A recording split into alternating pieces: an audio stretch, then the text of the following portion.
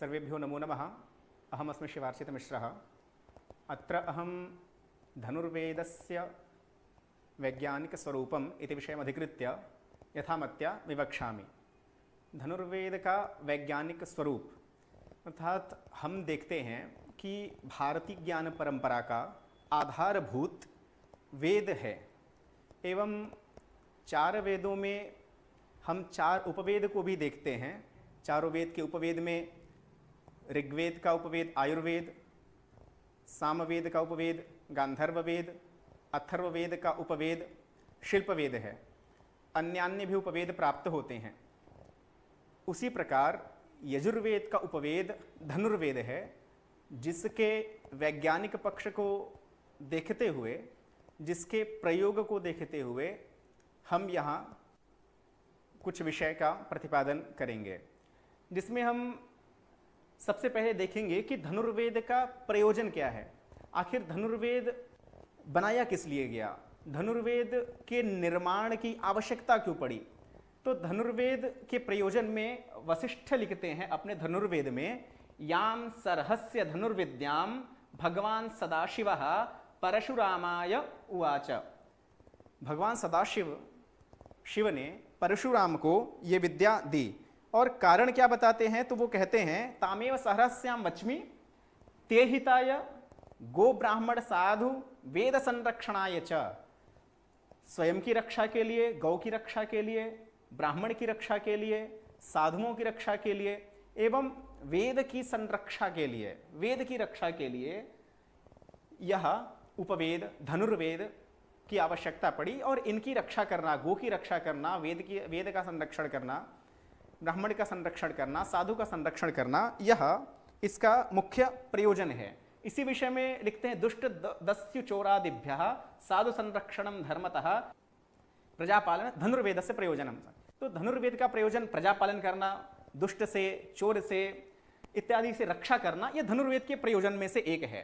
अब हम धनुर्वेद के अन्यान्य लक्षण में हम देखते हैं कि धनुर्वेद से क्या धनुष का ग्रहण करना है, क्या सिर्फ धनुर्वेद का मतलब सिर्फ धनुष मात्र ही है। तो कहते हैं ऐसा नहीं है। विश्वकोशकार इंसाइक्लोपीडिया में हमें मिलता है कि धनुषि उपलक्षणेन धनुरादीनि अस्त्राणि धनुन्ते ज्ञायन्ते अनेनैते धनुर्वेदा। धनु उपलक्षण मात्र में है, अन्यान्य भी जो शस्त्र इत्यादि हैं वह भी धनुर्वेद के ही अंतर्गत निहित हो जाएंगे।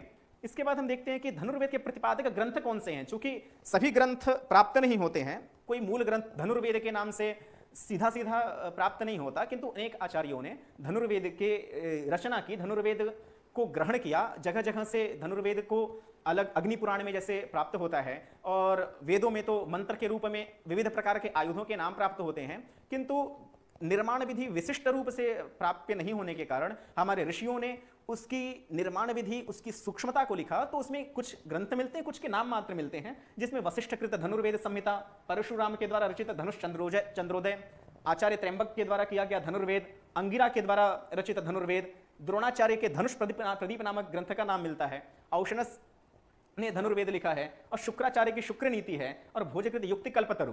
ये इतने ग्रंथ हैं। मुख्य रूप से हमें वशिष्ठकृत धनुर्वेद, औशनस्कृत धनुर्वेद की भी पांडुलिपि प्राप्त होती है, और शुक्राचार्य की शुक्र नीति एवं कौटिल्य के अर्थशास्त्र में भी विविध प्रकार के शस्त्रास्त्र का वर्णन प्राप्त होता है। अनेक प्रकार के शस्त्रों के बारे में हमें वहां देखने को मिलता है। तो मुख्य रूप से हम देखें तो धनुर्वेद का प्रतिपाद्य विषय क्या है, आखिर धनुर्वेद में किसका वर्णन किया गया है, वो मुख्य रूप से किन बातों को बताते हैं। तो इसमें शुक्र नीति में लगभग 5 कलाएं बताई गई हैं। वो कहते हैं कि धनुर्वेदागम स्थितम, ये 5 कलाएं धनुर्वेद में स्थित हैं, धनुर्वेद में प्राप्त होती हैं, जिसमें लिखते हैं शस्त्र संधान विक्षेपः पदादिन्यासतः कला, अर्थात पदादिन्यासतः पद इत्यादि का विन्यास करते हुए शस्त्र का संधान करना, विक्षेप करना, धारण करना एवं फेंकना।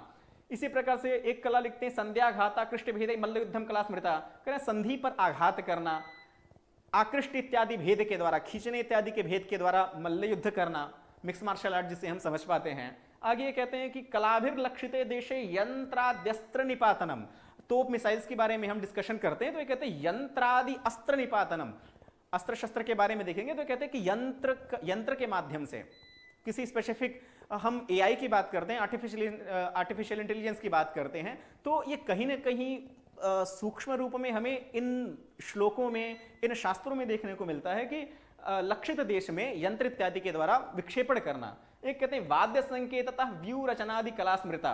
वाद्य संकेततः हम देखते हैं जो भी सायरन की साउंड होती है, through the sound of the siren हम व्यू रचना करते हैं। सामान्यतः हम जो भी युद्ध होता है उसमें विविध प्रकार के ध्वनि के माध्यम से अलग अलग व्यू रचनाओं को समझना, यह भी एक कला में है कि सिर्फ स्पेसिफिक उसी मिलिट्री को समझ में आए कि वह क्या संरचना करने वाले हैं। ये स्पेसिफिक हम इसे कोड या डिकोड के रूप में समझ सकते हैं। इसके बाद गज रश्व रथ गत्यादि युद्ध संयोजनम कला, गज को अश्व को और इन लोगों को किस प्रकार से युद्ध में संयोजन करना है, कहते हैं कला पंचकम एतद्धि धनुर्वेदागमे स्थितम। ये इसी प्रकार से प्रस्थान भेद में भी देखते हैं कि ये क्या है, क्योंकि ये यहां क्लियर करना चाह रहे हैं कि धनुर्वेद का मतलब सिर्फ धनुष चलाना मात्र नहीं है। मात्र धनुष शब्द चापे रूढ़ अपि, चाप अर्थात धनुष में रूढ़ है। चूंकि हम जानते हैं कि रूढ़ और यौगिक रूढ़ी और योगी में योग शब्द प्राप्त होते हैं, योग रूढ़ शब्द भी प्राप्त होते हैं। तो धनुष शब्द जो है वह चाप अर्थ में अर्थात उस धनुष में रूढ़ है। फिर भी चतुर्विधा युद्धे प्रवर्तते, 4 प्रकार के विधाओं में युद्ध में प्रयोग किया जाता है। कहा तच्चतुर्विधम मुक्तम अमुक्तम मुक्तामुक्तम यंत्र मुक्तम।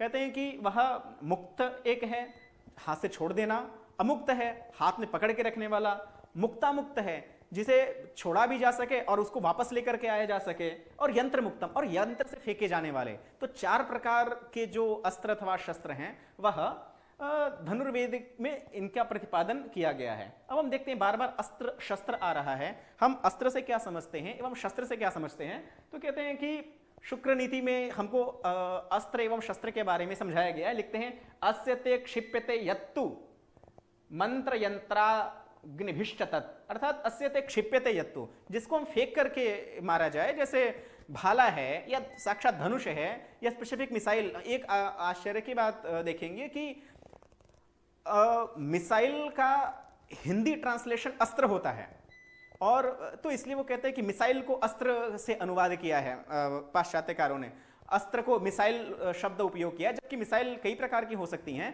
लेकिन हमारे यहाँ अस्त्र विविध प्रकार के बताए गए हैं। तो लिखते हैं ये जो जिसे मंत्र के माध्यम से, अग्नि के माध्यम से, तोप इत्यादि और अथवा किसी भी यंत्र के माध्यम से प्रक्षेपण किया जाए वह अस्त्र है। और अस्त्रम तद अन्यथा शस्त्रम, और इससे अतिरिक्त जो है असी को कह रहे हैं कि असी इत्यादि जो है वह अर्थात तलवार इत्यादि वह शस्त्र हैं।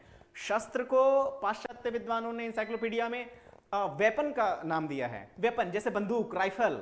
तो इसी प्रकार से यहाँ पे इन लोगों ने असी शब्द का खड्ग को शस्त्र मतलब जिसे हम हाथ में धारण करके उपयोग करें, जैसे कि हम बंदूक फेंक करके नहीं मारते हैं।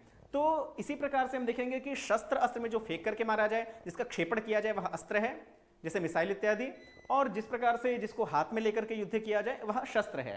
तो इसी के बारे में इसमें भी ये कह रहे हैं कि अस्त्रम तु द्विविधम गेयम नालिकम मांत्रिकम तथा, कह रहे हैं कि अस्त्र 2 प्रकार के हैं। एक तो मंत्र शक्ति के द्वारा, मंत्र शक्ति का मतलब मंत्र शक्ति से हम समझ सकते हैं इस एआई के जमाने में हम देखते हैं कि रिमोट कंट्रोल जब हम यूज करते हैं तो कहीं ना कहीं जिसमें यंत्र दिखाई नहीं दे रहा है, कभी कोई मैनुअल कंट्रोल नहीं दिखाई दे रहा है, तो कहीं ना कहीं वह मंत्र की एक श्रेणी में वर्तमान में माना जा सकता है।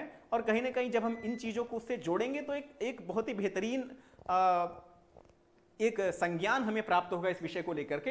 एक हम को देखेंगे कि हम इसको एक्सप्लेन कैसे करें, आखिर समझे कैसे, हम जोड़ेंगे कैसे इन चीजों को। एक वह विश्वासघाती नाम का एक निर्माण किया गया, बनाया गया एक यंत्र का नाम कौटिल्य देते हैं।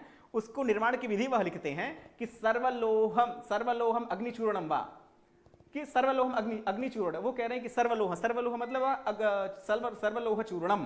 तो सर्वलोह चूर्णम अर्थात लोहा का संपूर्ण चूर्ण हो, उसी का नाम अग्निवर्ण कहा कि वो अग्निवर्ण, क्योंकि वह प्रज्वलित होने वाला होता है, जैसे बारूद जिसे हम समझ सकते हैं। लेकिन इन्होंने लिखा कुंभी शीस त्रपु चूर्णवा। अब ये कह रहे हैं कुंभी शीस त्रपु। अब हम समझिए कुंभी क्या है, तो अलग कोई जस्ता, कुछ व्याख्याकार जस्ता के रूप में उसकी व्याख्या करते हैं, कोई कुछ कहते हैं। हम जब देखते हैं यहाँ पे हमें मिलता है कि कुंभी का जब ये अल्प अर्थ में ङीश प्रत्यय करते हैं तो ये क्षुद्र कुंभ के बारे में बताता है। उखा के लिए भी, उखा एक पात्र है जिसका कि वेदों में प्रयोग किया जाता है, क्योंकि इसका पात्र से बहुत नहीं है। यहाँ पे पाटल नाम का एक वृक्ष है, एक कटफल कहा जाता है, काय फल को कहते हैं, आयुर्वेद में प्रयोग किया जाने वाला एक फल है। तो कुछ कहते हैं कि उसको लेना है, कहीं पे कुंभी पुष्प या परपट वृक्ष। अब हम इतने अर्थ को देख करके, चूंकि वहां क्लियर ना हो, तो हम हर एक चीज पर प्रयोग करके तब सही अर्थ को समझ पाएंगे। उसी प्रकार से लिखते हैं शीश, तो नाम से लिखता है कि ये शीश मतलब उन्होंने शीशा ही किया है। त्रपु चूर्णम व पारिभद्रक। अब पारिभद्रक क्या है, तो पारिभद्रक के भी अनेक नाम दिया लोगों ने, लेकिन फिर भी पाश्चात्य विद्वानों ने भी भद्रकारी कहा। तो यहां देखिए तो ये लिखते हैं परिभद्र नील श्लेष्म शोथ भेदा। अब यहाँ पे कहते हैं कि अनिल अर्थात ये है कि कुछ ज्वलायमान चीजें हैं, और कहते तत्स्य पुष्पम पित्त रोग कर्ण व्याधि विनाशनम। ये आयुर्वेद में है कि भाव प्रकाश घंटू में लिखते हैं कि ये इसका जो पुष्प है, अर्थात पारिभद्रक जो है विशिष्ट एक पुष्प है जो पित्त रोग कर्ण व्याधि का विनाश करने वाला है। तो हम देखते हैं कि यह देवदारू वृक्ष निम्ब वृक्ष है, तो देवदारू वृक्ष में कोई विशिष्ट पुष्प वैसे प्राप्त नहीं होते, किंतु निम्ब वृक्ष में प्राप्त होता है। तो कहते हैं कि नीम का जो वृक्ष होता है उसका जो पुष्प है उसका प्रयोग करने के लिए, क्योंकि वह भी ज्वलनशील होता है। फिर आगे लिखते हैं केशमशी तैल, सर में लगाने वाला तेल सामान्य रूप से। फिर लिखते हैं कि मधुच्छिष्ट, बहुत सारे भाष्यकार लिखते हैं, बहुत सारे व्याख्याकार लिखते हैं मधु, और उच्छिष्ट मतलब कह देते हैं मधु जैसे और भी अन्य पदार्थ। लेकिन जब हम मेदिनी कोश या बृहत संहिता इत्यादि देखते हैं तो हम देखते हैं कि मधुच्छिष्ट का अलग व्याख्या लिखता है, मधुना उच्छिष्टम अवशिष्टम। मधु जब निकालने के बाद जो बचा हुआ भाग होता है वो कहते हैं मध्वशिष्टम, मोम के लिए प्रयोग किया गया है। जब उस अस्त्र को बनाना हो तो कहते हैं वहां पे मोम का प्रयोग करिए, ना कि उसमें शहद डाल देना है, ऐसा नहीं है। जो मधुमक्खी जो छत्ता बनाती है उसमें वो देखे तो वो मोम का भाग होता है, उसका प्रयोग करने के लिए कहते हैं। तो फिर ये लिखते हैं कि श्री वेष्टक युक्त अग्नियोग, तो कहते हैं कि इसको जब हम इसका वेष्टन बनाते हैं, इसको मिक्स करके बनाते हैं, तो कहते हैं विश्वासघाती। इसको ट्रांसलेटर्स कहते हैं, या फिर वो कहते हैं कि एक्सप्लेनेटर की कमेंटेटर कहते हैं कि विश्वासघाती, कि जहां पे अग्नि होने की संभावना ना भी हो वहां भी इतना ये ज्वलनशील पदार्थ बन जाता है कि उसमें भी ये जला देता है। फिर कहते हैं तेन अवलिप्तः क्षण त्रपु सवल्कल वेष्टितः, तो इसको मिलाकर के क्षण अर्थात बाण को, त्रपु सवल्कल वेष्टितः, वल्कल मतलब छाल है। त्रपु के बारे में देखते हैं तो त्रपु में हम त्रपु का मतलब कहीं जस्ता लिखा, किसी ने त्रपु का कांसा मिलता है, लेकिन हम देखते लिखता है कि त्रपते अग्निस्पर्शेन लज्जते इव, तो कहते हैं कि अग्नि के स्पर्श से ही जो ज्वलायमान हो जाए। तो हम सामान्य शीसकम शब्द कहा है जिंक के लिए, अथवा रंगम हम सामान्य भाषा में रांगा जो काले रंग का अत्यंत ज्वलनशील होता है उसके लिए प्रयोग किया गया है। तो ये सिर्फ इसलिए कि हम जब भी किसी स्पेसिफिक मंत्र को देखें या फिर किसी श्लोक को देखें तो उसका एक अर्थ प्रयोग में करने के लिए हमें 100 प्रकार के प्रयोग करने होंगे, तो हम कहीं ना कहीं उस स्थान पे पहुंचेंगे। नहीं तो किसी भी देख करके ये प्रयोग में नहीं है, ये गलत है, उसका इंस्टेंट खंडन कर देना कि now these all are not adoptable, ऐसा नहीं कहा जा सकता है। सभी एडॉप्टेबल हैं, सभी उपयोगी हैं, लेकिन हमें इसे उस ढंग से सीखना होगा, उसे उस ढंग से प्रयोग करना होगा। मंत्र में एक एग्जांपल देखें तो ये मंत्र है यहाँ उदुत्तनम वरुण पाश, ये सीधा सीधा मंत्र है। तो पाश नाम का आयुध प्राप्त होता है। उसी प्रकार बहुत एक्सप्लेनेशन न करते हुए देखेंगे तो परिणो रुद्र से हेति, रुद्र का हेति ही आयुधम, उपट भाष्य में आयुध लिखते हैं। तो अर्थात कहीं ना कहीं ये जो ग्लिम्स हमें मिल रहे होते हैं तो वो इस प्रकार से अनेक स्थलों पर हमको इस प्रकार से खोज करके और फिर उनको कैसे हमें लिबरेट करें, इस बारे में हमें ध्यान देना चाहिए। कहते हैं कि धनुष धारण करना कैसे है, तो कहते हैं कि धनुष को लेने की विधा बताई जा रही है कि संधानम त्रिविधम प्रोक्तम ऊर्ध्वम अध ऊर्ध्वम समम तथा। तो कहते हैं कि अध है, ऊर्ध्व है, सम है।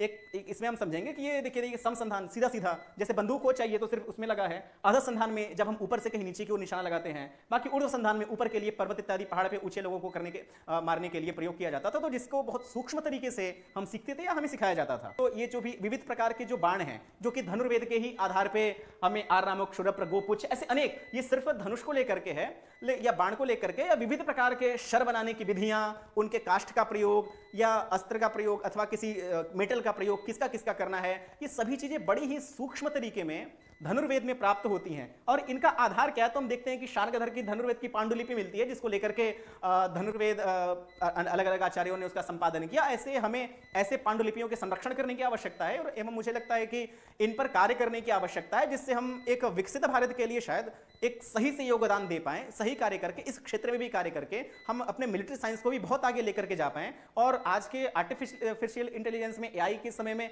इनका प्रयोग अत्यंत ही अपेक्षित है। ऐसे ही औशध धनुर्वेद की पांडुलिपि, ये संपूर्ण प्राप्त नहीं होती, लेकिन जितनी है यह भी उपयोगी रही है। कई आचार्यों ने इनमें से भी ग्रहण किया है। लेकिन ऐसे जितनी भी पांडुलिपियां हैं उनका संपादन करना, परीक्षण करना एवं उनको प्रयोग में लेकर के आना, तो हम इन चीजों को, जो भी रेफरेंस हमको मिलते हैं वो बिल्कुल अप्लाई किए जा सके, हमें इस बारे में विचार करना चाहिए। और एक शास्त्र को बेस बना करके, उनका निर्माण करके, उनको एज अप्लाइड साइंस, सिर्फ हम उसको पुस्तकों में ना पढ़ें, हम उसको अप्लाई कर पाएं, उसको प्रयोग में लेकर के आ पाएं, तो हमें ऐसा प्रयोग करना चाहिए। इतना ही कहकर मुझे लगता है कि ऐसा करके मैं अपने विषय को समाप्त करता हूं। धन्यवाद।